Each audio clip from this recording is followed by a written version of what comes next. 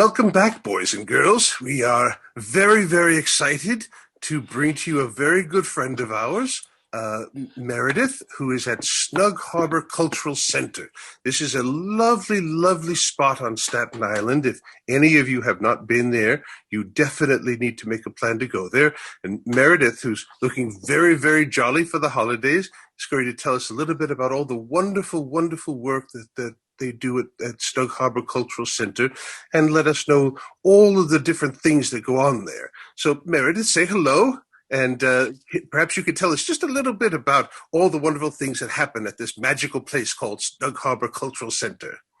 Yes, absolutely. Hi, Santa, and hi, all of you. Thank you so much for joining us. I'm so grateful to Ghostlight for giving us this opportunity to talk about one of my favorite places on Staten Island, Snug Harbor Cultural Center and Botanical Garden. I am here on campus right now. We are in front of the Newhouse Center for Contemporary Art. I hope at least, all of you have visited Snug Harbor at least maybe at one point in your life. But if you haven't, please come now because it's the most wonderful time of the year. There's snow on the ground. People are feeling, the sense of togetherness. And best of all, our campus is open 7 days a week from dawn until dusk. So Snug Harbor Cultural Center and Botanical Garden is one of actually the oldest adaptive reuse sites in America. We have a collection, one of America's finest collection of Greek Revival buildings, 6 of New York City's first landmarked buildings, if you can believe it. If you've ever been to the music hall at Snug Harbor, that is one of them. We have 14 gorgeous botanical gardens, such as the New York Chinese Scholars Garden, which was the first of its kind in America.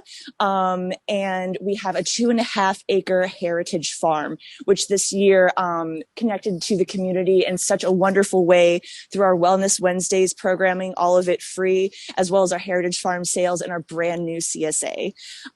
Those are all the things that we did this year. But one of the most important things that I think we wanted to do for the community was to simply stay open. At the beginning of the pandemic, I'm sure we all remember that things were closing down left and right out of, an abundance of caution for your safety and well-being. But we knew how, and we heard from the community too, how important it is for Snug Harbor to stay open, for people to be able to stroll the grounds and get that sense of hope and renewal and respite that you can only get at an 83-acre gorgeous park and cultural center. So thanks to our incredibly hardworking staff and leadership, the wonderful people at the City of New York, and most importantly, the generosity and kindness and support of you and our community, we were able to stay open. Our main grounds and gardens stayed open throughout the pandemic, and we were so happy and proud to be able to pivot to that focus on community wellness and well-being and health. So if you visited Snug Harbor this year, I'm sure you're able to see that in action. Walk around and walk safely at a distance and stroll the gardens, even if the buildings aren't open. It's a beautiful, beautiful place. All the buildings are so pretty. There's sculpture, there's you can see some of the gardens. There's a lovely pond. You can see those magnificent columns and all the lovely snow, and you can feel almost like you're in the 1900s or the 1800s when the buildings were first built, and you can walk around and feel like you're in a Victorian era, and see your neighbors and see walking their dogs through the area, and you can get a sense of community even when you can't be close together. And that's just something magical about Snug Harbor Cultural Center and Botanical Gardens. You can always feel a sense of community even in the strangest of times. Isn't that lovely? Absolutely, absolutely. And we are, like I said, so grateful to our community for coming out, and we hope you're able to enjoy Snug Harbor even a little bit this year. And if you have, we can't keep all this up without your support. And even though we were poised to have our best year ever this year, and the pandemic kind of put a damper on that, I think we are still set up to have one of our best years ever next year in 2021. And we are so excited to move forward and welcome everybody back as soon as it's, safe for programming and everything. But in order to make all this happen, we really count on our community for their support. So if Snug Harbor has touched your life at all, please consider making a contribution today to Snug Harbor. You can go to our website, snug-harbor.org/donate. And while you're there, take a look at everything that we have to offer. Follow us on social media too at Snug Harbor CCBG on Facebook, Twitter, and Instagram. And there's a link underneath this broadcast where they can click right on and make a donation if they'd like. But isn't it exciting to think that one of the gifts that Snug Harbor and the wonderful people at Snug Harbor can give all of us in 2021 is having this lovely resource that will just have more and more and more programming as things get better. So at some point, the Children's Museum will open, and that's a lovely, lovely facility. And the Italian Gardens, which is a magnificent addition. And at one point, the music hall will reopen, which is getting remade right now. It's very, very exciting. It's an ancient building. It's the second oldest music hall in New York City, I believe? You got it, Santa. I bet you were still around when it was being constructed. I remember when they were making opera back then. It was completed in 1892, the second oldest music hall, 6 months after Carnegie Hall. There you go. And there'll be performances there once again. And the lovely Staten Island Museum, which chronicles the history of Staten Island, the archaeological history of Staten Island, and the cultural history of Staten Island, and the Noble Museum, which is very exciting, boys and girls. If you haven't been in there, you go inside that museum, there's a boat in the building. That's a secret, but you can see it yourself. There's all kinds of interesting things going on. And there's lovely outdoor stages, and sometimes there are concerts, and there are dance recitals, and even just if you like to contemplate the nature, you can walk through the gardens and the lovely Chinese Scholars Garden. Oh, I have a pop quiz for you. Who was the primary force behind getting the Chinese Scholars Garden to Staten Island? Do you know? Ooh, I want to say it was Francis Huber. Is that the answer you're looking for? That's the Staten Islander, but who's the person off of Staten Island? Do you know? That's a great question. Maybe you stumped me, Santa. I am Pei, the architect, his mother. Right. Mm-hmm. Eileen Pei, right? Eileen Yes. Pei? Yes. He was responsible more than anyone else for getting that Scholars Garden into Snug Harbor. And it's one of the very few. There's one Scholars Garden indoors in the Metropolitan Museum, but I don't know that there's any other in New York City that's outdoors as this one is. It's so lovely. Yes. Thank you so much. Yeah, we are so proud of the Chinese Scholars Garden. Actually, this past year in 2019, we celebrated its 20th anniversary. It's such a special place, and we're so honored that it's right here, right in our own neighborhood, right on our campus for everybody to enjoy. And that's open as well on Saturday and Sunday from 10 a.m. to 4 p.m. So please come visit. It's gorgeous in the snow. Lovely, peaceful place too. You feel peaceful when you go in there. Oh, one more pop quiz for you. The Snug Harbor was founded on the will of Captain Richard Randall. Who wrote the will? So right, it's rumored that it was Alexander Hamilton's law firm that put together the final bequest to create this, safe haven, right, for the sailors who had either aged out of work or were injured or were just not able to complete their journeys anymore, creating Sailors Snug Harbor. So yeah, great bit of history there. Alexander Hamilton had his fingers in that pie. And isn't it lovely to think that Snug Harbor was founded on charity? It was founded on this wonderful idea of helping out these men, and there might have been a few women, but at the time it was probably mostly men working on the ships who needed a place to stay and a place to rest. And he built this magnificent complex. They probably would have been happy with a small building, but he built this huge, beautiful setting for them to have a retirement in. And that spirit of charity and that spirit of generosity has carried on with all the good work of yourself and the other people who work at Snug Harbor, who are bringing this lovely enclave to us.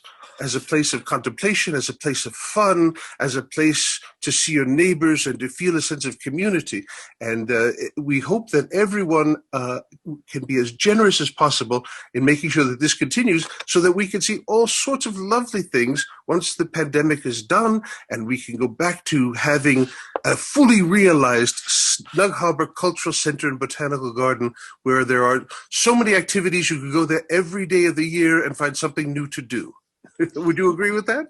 Absolutely, absolutely, and thank you so much. That was such wonderful words that I really can't improve upon that. And we really do hope to see each and every one of you back at Snug Harbor soon as possible. Open 7 days a week from dawn until dusk. Come experience it all.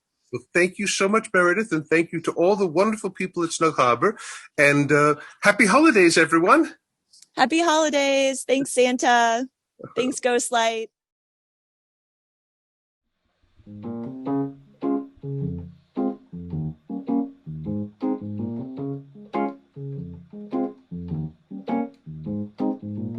Santa baby, just slip a sable under the tree for me. Been an awful good girl, Santa baby, so hurry down the chimney tonight. Santa baby, a 54 convertible to light blue. I'll wait up for you, dear Santa baby, so hurry down the chimney tonight. Think of all the fun I've missed. Think of all the fellas that I haven't kissed. Next year I could be just as good if you check off my Christmas list. Santa baby, I want a yacht, and really that's not a lot. Been an angel all year, Santa baby, so hurry down the chimney tonight. Santa baby, one little thing I really need, the deed to a platinum mine, Santa baby, so hurry down the chimney tonight. Come and trim my Christmas tree with some decorations bought at Tiffany. I really do believe in you. Let's see if you believe in me. Santa baby, forgot to mention one little thing, a ring. I don't mean on the phone, Santa baby, so hurry down the chimney tonight. Hurry down the chimney tonight. Hurry tonight.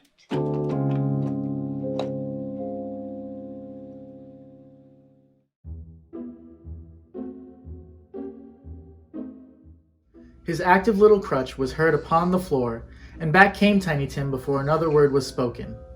Escorted by his brother and sister to his stool before the fire, and while Bob, turning up his cuffs, as if, poor fellow, they were capable of being made more shabby, compounded some hot mixture in a jug with gin and lemons, and stirred it round and put it on the hob to simmer. Master Peter and the two ubiquitous young Cratchits went to fetch the goose, with which they soon returned in high procession.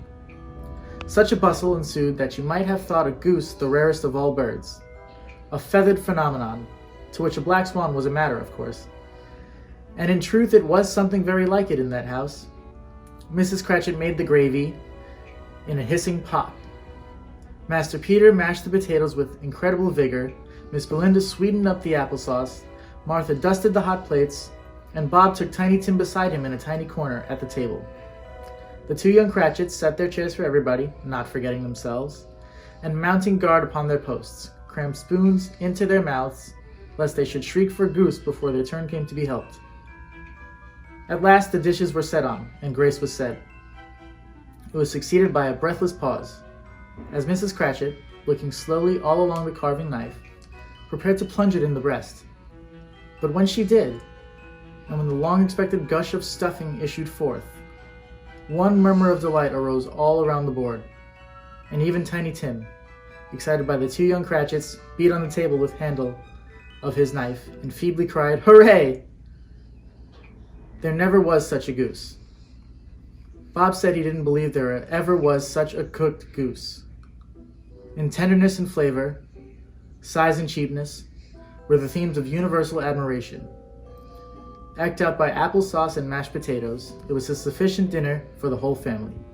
Indeed, as Mrs. Cratchit said with great delight, surveying one small atom of a bone upon the dish, they hadn't ate it all at last, yet everyone had had enough, and the youngest Cratchits in particular were steeped in sage and onion to the eyebrows. But now, the plates being changed by Miss Belinda, Mrs. Cratchit left the room alone, too nervous to bear witnesses, to take the pudding up and bring it in. Suppose it should not be done enough. Suppose it should break in turning out.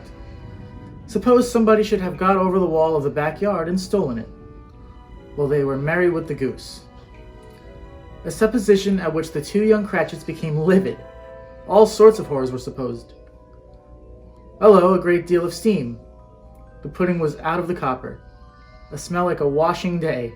That was the cloth. A smell like an eating house and a pastry cook's next door to each other, with laundresses next door to that. That was the pudding. In half a minute, Mrs. Cratchit entered, flushed, but smiling proudly, with the pudding. Like a speckled cannonball, so hard and firm, blazing in half a quartern of ignited brandy, and bedight with Christmas holly stuck into the top. "Oh, a wonderful pudding," Bob Cratchit said, and calmly, too, that he regarded it as the greatest success achieved by Mrs. Cratchit since their marriage. Mrs. Cratchit said that now the weight was off her mind. She would confess she had had her doubts about the quantity of flour. Everybody had something to say about it, but nobody said or thought it was at all a small pudding for a large family. It would have been flat hearsay to do so.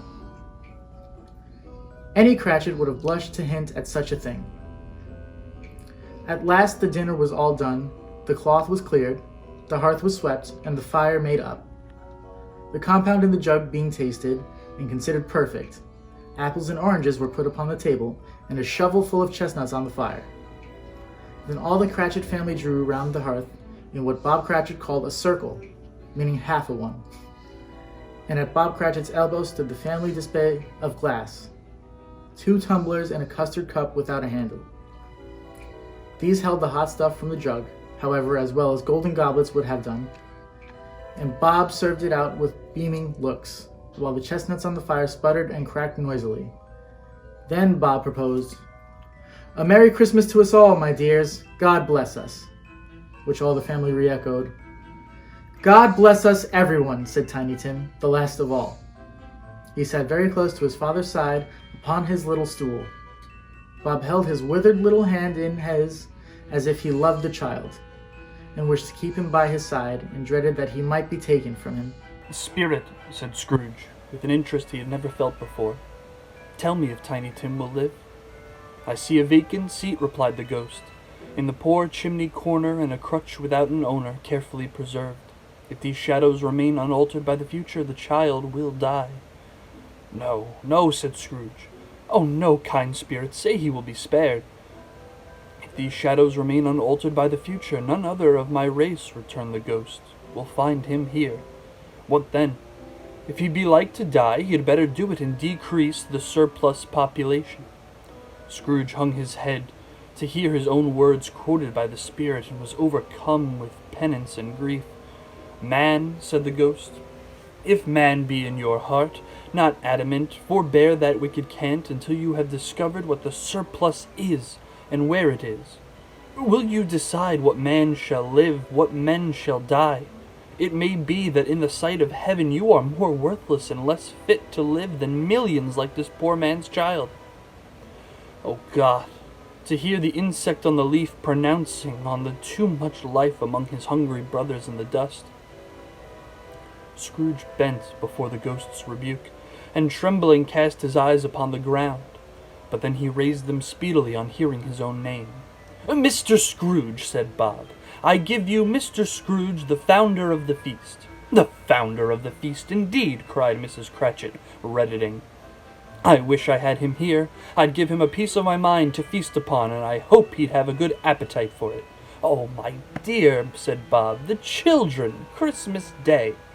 "It should be Christmas Day, I am sure," said she, "on which one drinks the health of such an odious, stingy, hard, unfeeling man as Mr. Scrooge. You know he is, Robert. Nobody knows it better than you do, poor fellow." "Oh, my dear," was Bob's mild answer, "Christmas Day." "I'll drink his health for your sake and the day's," said Mrs. Cratchit. "Not for his. Long life to him. A Merry Christmas and a Happy New Year. He'll be very merry and very happy, I have no doubt." The children drank the toast after her. It was the first of their proceedings which had no heartiness.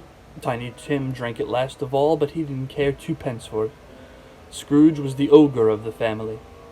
The mention of his name cast a dark shadow on the party, which was not dispelled for a full 5 minutes. Uncle Scrooge had imperceptibly become so gay and light of heart that he would have pledged the unconscious company in return, and thanked them in an uninaudible speech, if the ghost had given him time. But the whole scene passed off in the breath of the last words spoken by his nephew, and he and the spirit were again upon their travels. Much they saw and far they went, and many homes they visited, but always with a happy end. The spirits stood beside sick beds, and they were cheerful. On foreign lands, and they were close at home. By struggling men, and they were patient in their greater hope. By poverty, and it was rich. In almshouse, hospital, and jail, in misery's every refuge, where vain man in his little brief authority had not made fast the door and barred the spirit out, he left his blessing, and taught Scrooge his precepts. It was a long night, if it were only a night, but Scrooge had his doubts of this, because the Christmas holidays appeared to be condensed into the space of time they passed together. It was strange, too, that while Scrooge remained unaltered in his outward form, the ghost grew older, clearly older. Scrooge had observed this change, but never spoke of it until they left a children's 12th night party, when, looking at the spirit as they stood together in an open place, he noticed that its hair was gray. "Are spirits' lives so short?" asked Scrooge. "My life upon this globe is very brief," replied the ghost. "It ends tonight." "Tonight?" cried Scrooge. "Tonight at midnight, hark. The time is drawing near."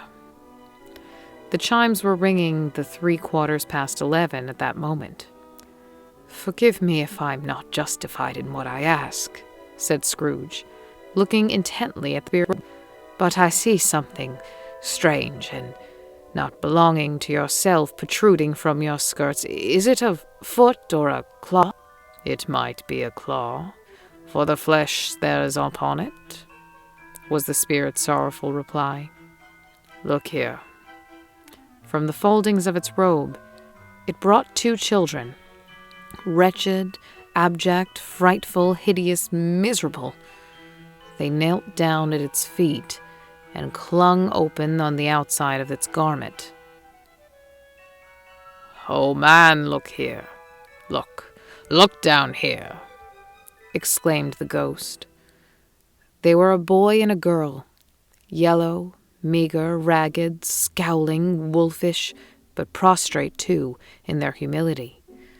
Where graceful youth should have filled their features out and touched them with its freshest tints, a stale and shriveled hand, like that of age, had pinched and twisted them and pulled them to shreds. Where angels might have sat enthroned, devils lurked and glared out menacing. No change, no degradation, no preservation of humanity in any grade, though all the mysteries of wonderful creation has monsters half so horrible and dread. Scrooge started back, appalled. Having them shown to him in this way, he tried to say that They were fine children, but the words choked themselves, rather than be parties to a lie of such enormous magnitude. "Spirit, are they yours?" Scrooge could say no more. "They are man's," said the spirit, looking down upon them, "and they cling to me, appealing from their fathers. This boy is ignorance, this girl is want. Beware them both, and all of their degree, but most of all, beware this boy, for now on his brow I see the writing be erased. Deny it," cried the spirit, stretching out its hand towards the city. "Slander those who tell it ye. Admit it for your fastidious purposes, and make it worse, and bide the end." "Have they no refuge or resource?" cried Scrooge. "Are there no prisons?" said the spirit, turning on him for the last time with his own words. "Are there no workhouses?" The bell struck 12. Scrooge looked about him for the ghost and saw it not. As the last stroke ceased to vibrate, he remembered the prediction of old Jacob Marley, and lifting up his eyes, beheld a solemn phantom draped and hooded, coming like a mist along the ground towards him.